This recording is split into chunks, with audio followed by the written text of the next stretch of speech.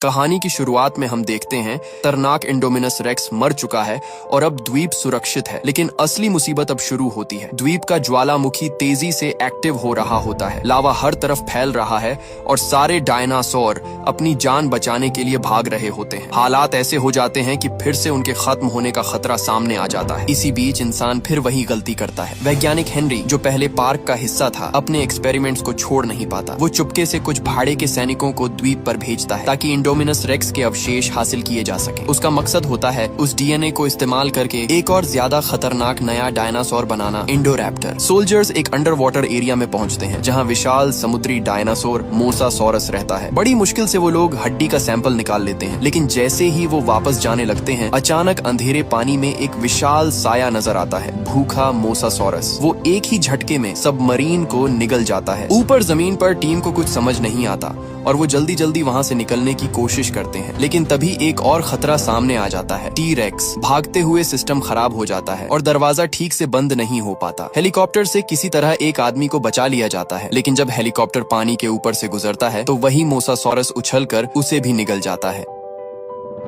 आखिर में मिशन पूरा तो हो जाता है, लेकिन 3 लोगों की जान चली जाती है और मोसासॉरस आजाद हो जाता है। उधर इस पूरी घटना की खबर दुनिया भर में फैल जाती है। अमेरिका की सीनेट में बहस शुरू होती है। क्या इन डायनासोर को बचाया जाए या उन्हें अपने हाल पर छोड़ दिया जाए? कुछ लोग उन्हें बचाने के पक्ष में होते हैं, लेकिन डॉक्टर मैल्कम जैसे लोग इसका विरोध करते हैं, क्योंकि उनके हिसाब से इंसान पहले ही बहुत बड़ी गलती कर चुका है। कहानी आगे बढ़ती है और अब फैसला इंसानों के हाथ में आ जाता है। एक तरफ कुछ लोग कहते हैं कि डायनासोर्स को बचाना नहीं चाहिए। उनका मानना होता है कि ये जीव पहले ही लाखों साल पहले खत्म हो चुके थे और इन्हें वापस लाना कुदरत के खिलाफ था। अब जब आइलैंड पर ज्वालामुखी फटने वाला है तो इन्हें उसी के साथ खत्म हो जाने देना चाहिए, यही सही होगा। डॉक्टर मैल्कम भी इसी बात का समर्थन करते हैं, लेकिन उनकी इस बात पर वहाँ मौजूद लोग गुस्सा हो जाते हैं और उन्हें बेरहम तक कह देते हैं। दूसरी तरफ कुछ लोग डायनासोर्स को बचाने के हक में होते हैं। इस तरफ की लीडर क्लेयर होती है, जो पहले पार्क चलाती थी लेकिन अब डायनासोर्स को बचाने के लिए काम कर रही है। वो हर जगह लोगों से मदद मांगती है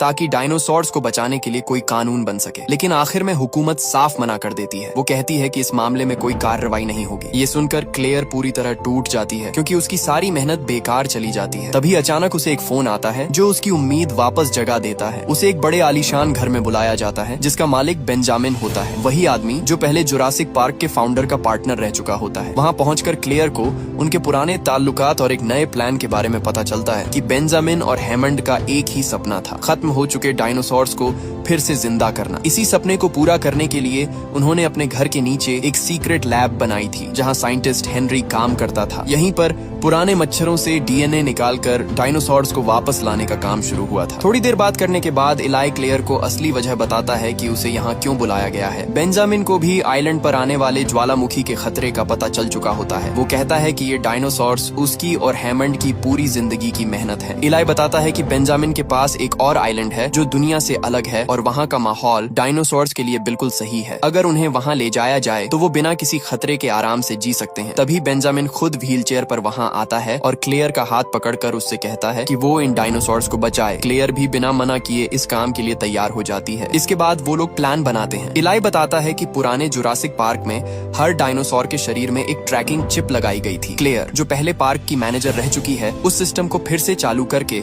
हर डायनासोर की लोकेशन पता कर सकती है। इससे कम समय में ज्यादा डायनासोर्स को बचाना आसान हो जाएगा। लेकिन इलाई एक और बात बताता है, इस मिशन में एक खास डायनासोर सबसे ज्यादा जरूरी है और वो है ब्लू रैप्टर, क्योंकि वही इस पूरे प्लान की सबसे अहम कड़ी बनने वाली है। इलाई क्लेयर को बताता है कि रैप्टर, लड़ाकू डायनासोर, वैसे ही बहुत समझदार होते हैं और ट्रेनिंग की वजह से ब्लू तो और भी ज्यादा इंटेलिजेंट है। वो कहता है कि ब्लू शायद धरती का दूसरा सबसे समझदार जीव है। 3 साल पहले हुई लड़ाई में 4 में से 3 रैप्टर मर चुके हैं, इसलिए अब किसी भी हालत में ब्लू को बचाना बहुत जरूरी है। यहाँ एक जरूरी बात सामने आती है, इन डायनासोर्स को शिफ्ट क्यों करना पड़ रहा है? असल में आइलैंड पर पैदा होने से पहले ही उनके डीएनए में बदलाव किया गया था ताकि सारे डायनासोर्स फीमेल हों और वो खुद से बढ़ न सकें। मतलब अगर उन्हें अभी नहीं बचाया गया तो उनकी पूरी प्रजाति हमेशा के लिए खत्म हो जाएगी। जब क्लेयर कहती है कि ब्लू को पकड़ना आसान नहीं होगा तो इलाई उसे सलाह देता है कि वो ओवेन को इस मिशन में शामिल करे। क्लेयर और ओवेन पहले साथ थे, लेकिन इंडोमिनस रेक्स वाली घटना के बाद उनका रिश्ता टूट गया था। ओवेन बताता है कि उसे पहले ही इस मिशन के लिए बुलाया गया था, लेकिन उसने मना कर दिया था क्योंकि वो अपनी नई जिंदगी में खुश था। क्लेयर उससे ज्यादा बहस नहीं करती, बस इतना कहती है कि वो अपने अंदर की अच्छाई को नजरअंदाज न करे और और वहाँ से चली जाती है। बाद में ओवेन अपने पुराने वीडियो देखता है जिसमें वो रैप्टर्स को ट्रेन करता था। उसे याद आता है कि 4 में से अब सिर्फ ब्लू ही बची है। आखिरकार वो अपने दिल की सुनता है और इस मिशन में शामिल होने का फैसला कर लेता है। अब एक टीम तैयार होती है। क्लेयर, ओवेन, एक डॉक्टर और एक प्रोग्रामर, सब लोग प्लेन में बैठकर आइलैंड की तरफ निकलते हैं। कुछ ही समय में वो वहाँ पहुँच जाते हैं। जो आइलैंड पहले हजारों टूरिस्ट से भरा रहता था, अब ज्वालामुखी की वजह से खतरे की जगह बन चुका है। वहाँ उनका सामना एक भाड़े के सैनिकों के लीडर से होता है जो खुद को उनकी मदद के लिए आया हुआ बताता है। लेकिन ओवेन को शुरुआत से ही उस पर शक होता है कि मामला उतना सीधा नहीं है। सब लोग तैयार होकर गाड़ियों में बैठकर आइलैंड के अंदर वाले हिस्से की तरफ बढ़ते हैं। जैसे ही वो कंट्रोल सेंटर पहुंचते हैं, अचानक एक जोरदार आवाज आती है। एक लड़की बाहर देखती है और तुरंत गाड़ी से उतर जाती है। तभी उनके सामने एक बहुत बड़ा डायनासोर आता है जिसकी ऊंचाई बहुत ज्यादा होती है, लेकिन वो घास खाने वाला होता है, इसीलिए किसी पर हमला नहीं करता। सब लोग थोड़ा राहत की सांस लेते हैं। प्लान के मुताबिक फ्रैंकलिन सिस्टम चालू करता है और क्लेयर अपने हाथ से लॉग इन करके ट्रैकिंग सिस्टम रीस्टार्ट करती है। तुरंत स्क्रीन पर आइलैंड के सारे डायनासोर्स की लोकेशन दिखने लगती है। थोड़ी ही देर में ब्लू रैप्टर की लोकेशन भी मिल जाती है। क्योंकि ये मिशन का सबसे जरूरी हिस्सा है, इसलिए ओवेन खुद जाने का फैसला करता है और उसके साथ व्हिटली और डॉक्टर भी जाते हैं। लेकिन गाड़ियों की आवाज से ब्लू सतर्क हो जाती है और लगातार जगह बदलती रहती है, जिससे उसे पकड़ना मुश्किल हो जाता है। तब ओवेन अकेले जाने का फैसला करता है। वो जमीन पर बने ताजा निशानों को फॉलो करते हुए एक खाली जगह पर पहुंचता है जहां उसे आखिरकार ब्लू मिलती है 3 साल बाद। शुरुआत में ब्लू उसे पहचानती नहीं और उस पर भरोसा भी नहीं करती। वो उससे दूर रहने की कोशिश करती है, लेकिन ओवेन धीरे धीरे उसे शांत करता है, अपने पुराने ट्रेनिंग वाले तरीके इस्तेमाल करता है। आखिरकार ब्लू को पुरानी बातें याद आने लगती हैं और वो थोड़ा भरोसा करने लगती है। जैसे ही ओवेन ब्लू के करीब पहुंचता है, तभी अचानक एक बेहोशी का तीर आकर उसे लग जाता है। ओवेन गुस्से में चिल्लाता है कि सिग्नल का इंतजार करो, लेकिन व्हिटली और उसके लोग उसकी बात नहीं मानते। ब्लू को लगता है कि उस पर हमला हो रहा है, इसलिए वो बचाव में हमला कर देती है। तभी एक सैनिक डर कर गोली चला देता है जो ब्लू को लग जाती है। बेहोशी की दवा और गोली दोनों के असर से ब्लू गिर जाती है। ये देखकर ओवेन भड़क जाता है और व्हिटली पर हमला करने जाता है, लेकिन वो भी उसे बेहोशी का तीर मार देता है। हालत और खराब हो जाती, लेकिन डॉक्टर समय पर आकर तीर निकाल देती है, वरना ओवेन की जान भी जा सकती थी। डॉक्टर गुस्से में बंदूक उठाकर व्हिटली को धमकाती है कि अगर उसने ओवेन को नहीं छोड़ा तो वो ब्लू का इलाज नहीं करेगी। मजबूरी में व्हिटली मान जाता है। दूसरी तरफ कंट्रोल सेंटर में क्लेयर और फ्रैंकलिन डायनासोर्स को मॉनिटर कर रहे होते हैं। तभी अचानक जमीन जोर से हिलती है। क्लेयर कुछ समझ पाती उससे पहले ही व्हिटली के लोग चुपके से भाग जाते हैं और दरवाजा बंद करके उन्हें अंदर फंसा देते हैं। तभी पता चलता है कि ज्वालामुखी पूरी तरह फट चुका है। व्हिटली और उसकी टीम को अब किसी की परवाह नहीं होती। वो बस पकड़े गए डायनासोर्स को लेकर वहाँ से भाग रहे होते हैं। असल सच्चाई अब सामने आती है। ये पूरा रेस्क्यू मिशन एक झूठ था। इलाई और व्हिटली मिलकर डायनासोर्स को बेचने का प्लान बना चुके होते हैं। उनकी बात एक छोटी लड़की सुन लेती है, लेकिन उसे डांट कर चुप करा दिया जाता है। उधर क्लेयर और फ्रैंकलिन कंट्रोल सेंटर में फंसे होते हैं, लेकिन हार नहीं मानते। वो बाहर निकलने का रास्ता ढूंढते हैं और आखिरकार एक गुप्त रास्ता मिल जाता है। लेकिन जैसे ही वो आगे बढ़ते हैं, सिस्टम अलर्ट देता है कि अंदर कोई खतरनाक जीव है। तभी अंधेरे में एक डरावना डायनासोर सामने आता है। उसी वक्त लावा भी अंदर आने लगता है, जिससे हालात और खतरनाक हो जाते हैं। किसी तरह वो उस डायनासोर से बचते हैं और पास के एक इमरजेंसी रास्ते से बाहर निकल जाते हैं, लेकिन खतरा अभी खत्म नहीं हुआ होता। दूसरी तरफ ओवेन, जो बेहोशी के असर में होता है, एक और बड़े डायनासोर के सामने आ जाता है और अब उसकी जान फिर से खतरे में पड़ जाती है। वो उसे मारने की बजाय अपनी जीभ से बार बार चाटता है और इसी से ओवेन को होश आ जाता है, लेकिन उसका आधा शरीर अभी भी काम नहीं कर रहा होता। तभी ज्वालामुखी फटने लगता है और वो डायनासोर खुद जान बचाकर भाग जाता है, जबकि ओवेन वहीं जमीन पर पड़ा रह जाता है। चारों तरफ आग, धुआं और लावा फैलने लगता है। हालात बहुत खराब हो जाते हैं। ओवेन किसी तरह अपनी बची हुई ताकत से धीरे धीरे खुद को खींचकर एक सूखे पेड़ के पीछे ले जाता है। तभी अचानक ज्वालामुखी जोर से फटता है और पत्थर व आग पूरी आइलैंड पर फैलने लगती है। मौत बिल्कुल सामने खड़ी होती है। आखिरी समय पर ओवेन पूरी ताकत लगाकर उठता है और धुएं के बीच से भाग निकलता है। उसके पीछे पीछे बहुत सारे डायनासोर्स भी जान बचाने के लिए भाग रहे होते हैं। हर तरफ भगदड़ मच जाती है। उसी दौरान क्लेयर और फ्रैंकलिन भी उससे मिल जाते हैं और तीनों मिलकर भागने लगते हैं। भागते भागते उन्हें एक गोल कांच वाली गाड़ी जाइरोस्फीयर मिलती है, जिसमें सिर्फ 2 लोग बैठ सकते हैं। ओवेन तुरंत क्लेयर और फ्रैंकलिन को उसमें बैठने को कहता है, लेकिन तभी एक खतरनाक मांस खाने वाला डायनासोर उन्हें देख लेता है। वो बहुत तेज होता है, इसलिए तीनों वहीं रुक जाते हैं और हिलने की हिम्मत नहीं करते। तभी अचानक एक और बड़ा डायनासोर आ जाता है और उस खतरनाक शिकारी का ध्यान अपनी तरफ खींच लेता है। दोनों आपस में भिड़ जाते हैं और इसी मौके का फायदा उठाकर ओवेन और उसके साथी अपनी जान बचाने की कोशिश करते हैं। जब 2 बड़े डायनासोर्स आपस में लड़ रहे होते हैं, तभी उनकी टक्कर से जायरोस्फीयर पलट जाती है और दरवाजा लॉक हो जाता है। क्लेयर और फ्रैंकलिन अंदर फंस जाते हैं, जबकि ओवेन बाहर रह जाता है। इसी बीच वो सींग वाला डायनासोर हार जाता है और खतरनाक शिकारी फिर से ओवेन पर हमला करने के लिए आगे बढ़ता है। लेकिन ठीक उसी वक्त अचानक टी-रेक्स आ जाता है और उस शिकारी को पकड़कर गिरा देता है। ओवेन एक पल के लिए हैरान रह जाता है। 3 साल बाद वही डायनासोर फिर उसकी जान बचाता है, लेकिन सोचने का समय नहीं होता, क्योंकि ज्वालामुखी फिर से फटता है और चारों तरफ धुआं और आग फैल जाती है। तीनों किसी तरह भागते हुए आइलैंड के किनारे तक पहुंचते हैं, लेकिन धुएं की वजह से कुछ दिखाई नहीं देता और क्लेयर और फ्रैंकलिन की जायरोस्फीयर सीधे समुद्र में गिर जाती है। शुरुआत में वो पानी पर तैरती रहती है, लेकिन फिर गर्म पत्थरों से उसका शीशा पिघलने लगता है और पानी अंदर भरने लगता है। उनकी जान खतरे में पड़ जाती है। आखिरी समय पर ओवेन पहुंचता है और किसी तरह कांच तोड़कर उन्हें बाहर निकाल लेता है। तीनों तैरकर किनारे पहुंचते हैं। वहां वो देखते हैं कि भाड़े के सैनिक डायनासोर्स को जहाज पर चढ़ा रहे हैं। अब साफ हो जाता है कि ये रेस्क्यू नहीं, बल्कि डायनासोर्स को बेचने की साजिश है। क्लेयर को समझ आ जाता है कि उसे और ओवेन को इस मिशन में सिर्फ ब्लू को पकड़ने के लिए इस्तेमाल किया गया था। ओवेन तुरंत एक छोड़ा हुआ ट्रक पकड़ता है और तीनों तेजी से जहाज की तरफ भागते हैं। सही समय पर वो जहाज में चढ़ जाते हैं और छिप जाते हैं। उधर आइलैंड पर बाकी डायनासोर्स मरने के कगार पर होते हैं। एक बड़ा डायनासोर किनारे पर खड़ा होकर आखिरी बार जोर से आवाज लगाता है, जैसे अपनी किस्मत को स्वीकार कर रहा हो, और फिर धुएं में गायब हो जाता है। इसके साथ ही वो आइलैंड जहां डायनासोर्स को दोबारा जिंदा किया गया था, हमेशा के लिए खत्म हो जाता है। दूसरी तरफ एक बड़े बंगले में इलाय अब डायनासोर्स की नीलामी की तैयारी कर रहा होता है। अब उसका असली प्लान सामने आता है। वो इन डायनासोर्स को बेचकर बहुत पैसा कमाना चाहता है और फिर से खतरनाक जेनेटिक एक्सपेरिमेंट्स शुरू करना चाहता है। इलाय का असली प्लान साफ हो जाता है। वो डायनासोर्स को सेना में इस्तेमाल करने के बजाय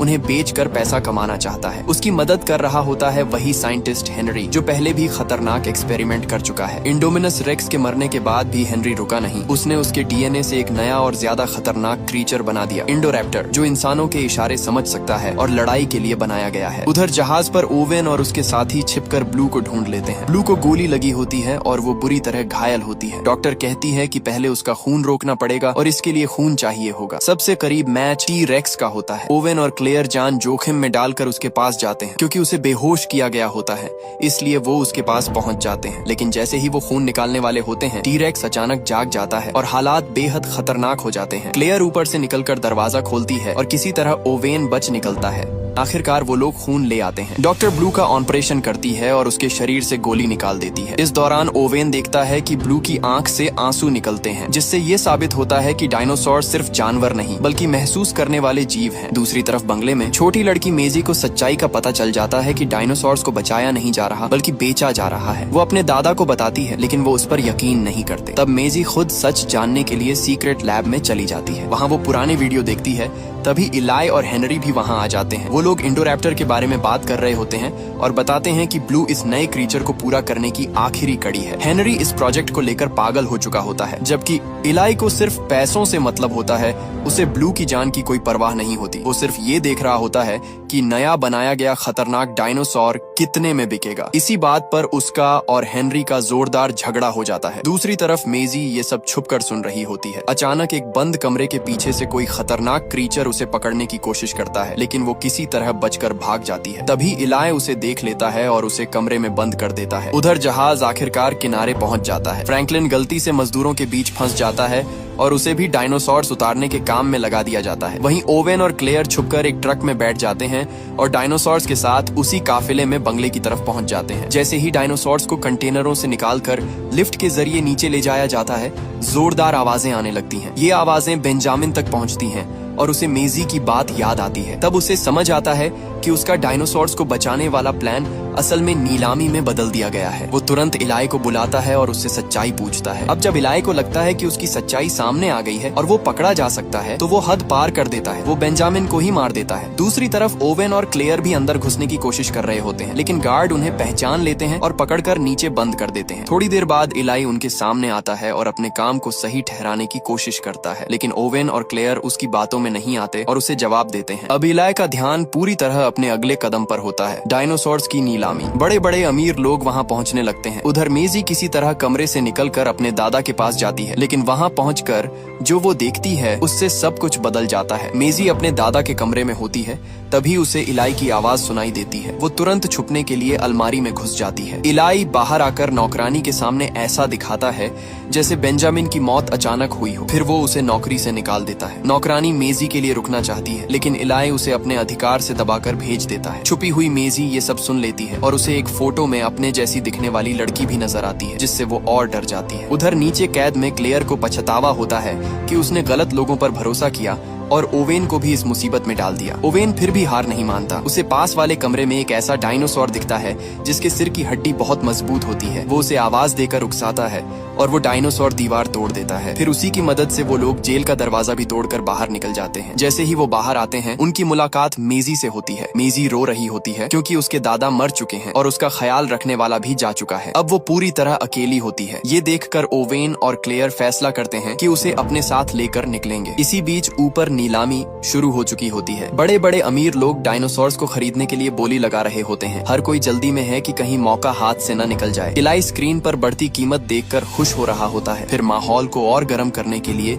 इलाई एक नया खतरनाक क्रीचर दिखाता है, इंडोरैप्टर। ये ऐसा डायनासोर है जो इंसानों के इशारे समझ सकता है और उसे खास तौर पर लड़ाई के लिए बनाया गया है। उसकी खासियतें देखकर सब हैरान रह जाते हैं और उसकी कीमत लाखों करोड़ों में पहुंच जाती है। हालांकि वो अभी पूरी तरह तैयार नहीं होता क्योंकि उसमें ब्लू का डीएनए बाकी होता है, लेकिन पैसों के लालच में इलाई फिर भी उसे बेचने के लिए तैयार हो जाता है। इंडोरैप्टर को 2300 लाख की शुरुआती कीमत पर नीलामी में शामिल कर दिया जाता है। ये देखकर हेनरी को बहुत गुस्सा आता है क्योंकि उसके हिसाब से ये क्रीचर अभी पूरा नहीं बना था। उसे लगता है कि उसकी मेहनत को समझे बिना ही लोग इसे बेचने पर तुले हुए हैं। ओवेन ये सब देख रहा होता है। उसे पहले की घटनाएं याद होती हैं और वो समझ जाता है कि ये नया डायनासोर पहले से भी ज्यादा खतरनाक है। इसलिए वो फैसला करता है कि किसी भी हालत में इसे यहाँ से बाहर नहीं जाने देगा। जैसे ही नीलामी खत्म होने वाली होती है, ओवेन एक प्लान बनाता है। वो उस मजबूत सिर वाले डायनासोर जिसे पहले उसने छुड़ाया था को नीलामी हॉल में छोड़ देता है। वो डायनासोर अंदर आते ही सब कुछ तोड़ फोड़ करने लगता है। पूरा हॉल अफरा तफरी में बदल जाता है और लोग जान बचाकर भागने लगते हैं। सैनिक उसे मारने की कोशिश करते हैं, लेकिन ओवेन बीच में आकर उन्हें रोक देता है। वो बिना हथियार के ही सब पर भारी पड़ता है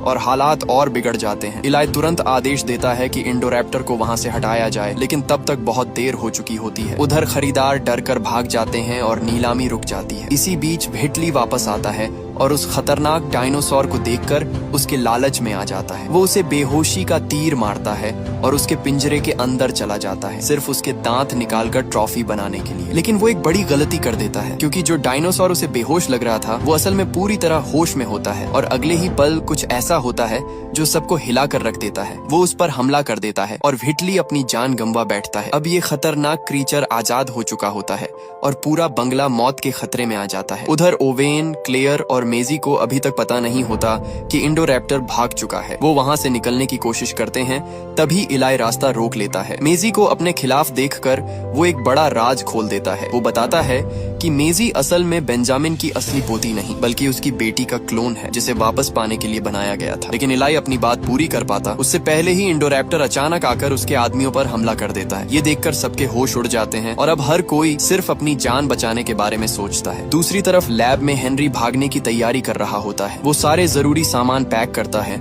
और ब्लू का खून भी लेना चाहता है ताकि कहीं और फिर से खतरनाक डायनासोर बना सके। लेकिन डॉक्टर बताती है कि ब्लू के खून में अब दूसरे डायनासोर्स का खून मिल चुका है, इसलिए शुद्ध डीएनए लेना मुमकिन नहीं। इसी बीच फ्रैंकलिन छुप कर आता है और हेनरी को बेहोशी की दवा देकर गिरा देता है। लेकिन जैसे ही वो भागने लगता है, हेनरी के आदमी उसे पकड़ लेते हैं। हालात फिर बिगड़ जाते हैं। तभी डॉक्टर चुपके से पिंजरा खोल देती है और ब्लू को आजाद कर देती है। अब इंसानों और डायनासोर्स के बीच खतरनाक टकराव शुरू हो जाता है। गोलियों के बीच लैब में गैस लीक होने लगती है जिससे हर पल धमाके का खतरा बढ़ जाता है। और ठीक उसी समय ब्लू कुछ ऐसा महसूस करती है जो बाकी किसी को नहीं दिखता। एक बड़ा खतरा आने वाला है और अगले ही पल हालात और भी खतरनाक हो जाते हैं। लैब में धमाके के बाद ब्लू और बाकी लोग तो बच जाते हैं, लेकिन पूरे सिस्टम के बंद होने से जहरीली गैस तेजी से फैलने लगती है। दूसरी तरफ बंगले के अंदर ओवेन, क्लेयर और मेजी भाग रहे होते हैं। तभी इंडोरैप्टर उनका पीछा करने लगता है। वो लोग सीढ़ियों से ऊपर भागते हैं, लेकिन ये खतरनाक क्रीचर भी आसानी से उनके पीछे आ जाता है। इंडोरैप्टर अपनी तेज सूंघने की ताकत से उन्हें ढूंढने लगता है। ओवेन लोग छुप जाते हैं और पकड़े जाने से बचने के लिए बिजली तक बंद कर देते हैं, लेकिन उसी समय लैब में सिस्टम दोबारा चालू हो जाता है और लाइट्स वापस आ जाती हैं, जिससे उनका छुपना मुश्किल हो जाता है। मजबूरी में ओवेन और क्लेयर मेजी को भागने को कहते हैं, लेकिन इंडोरैप्टर उसका पीछा करता हुआ सीधे उसके कमरे तक पहुंच जाता है। वो खिड़की से अंदर घुसता है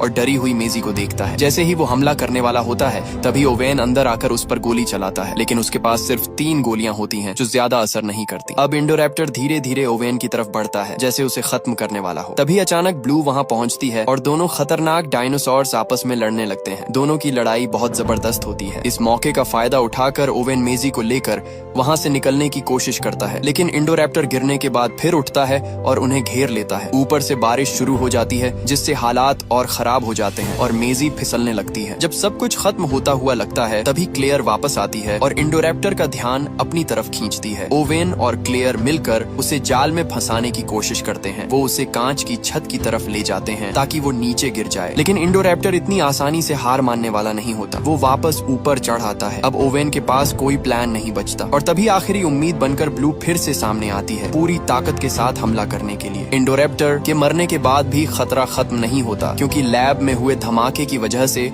जहरीली गैस पूरे अंडरग्राउंड में फैलने लगती है। क्लेयर, ओवेन और बाकी लोग समझ जाते हैं कि अगर जल्दी कुछ नहीं किया गया तो वहां बंद सारे डायनासोर दम घुटने से मर जाएंगे। आखिरकार दरवाजा खोल दिया जाता है और सारे डायनासोर आजाद होकर बाहर निकल जाते हैं। कुछ जंगल की तरफ भागते हैं, कुछ शहरों के करीब पहुंच जाते हैं। यानी अब इंसान और डायनासोर एक ही दुनिया में साथ रहने वाले हैं। बाहर निकलने के बाद ओवेन और ब्लू का इमोशनल सीन आता है। ओवेन उसे अपने साथ चलने के लिए कहता है, लेकिन ब्लू मना कर देती है। वो इंसानों के साथ नहीं जाना चाहती और अपनी आजादी चुनती है। वो जंगल की तरफ चली जाती है और ओवेन समझ जाता है कि अब उनका रास्ता अलग है। कहानी यहीं ये मैसेज देती है कि इंसान ने अपनी हद पार कर दी थी। जीन टेक्नोलॉजी का इस्तेमाल करके जो दरवाजा खोला गया था, उसे अब बंद नहीं किया जा सकता। अब एक नई दुनिया शुरू हो चुकी है, जहां इंसानों को डायनासोर के साथ जीना सीखना पड़ेगा।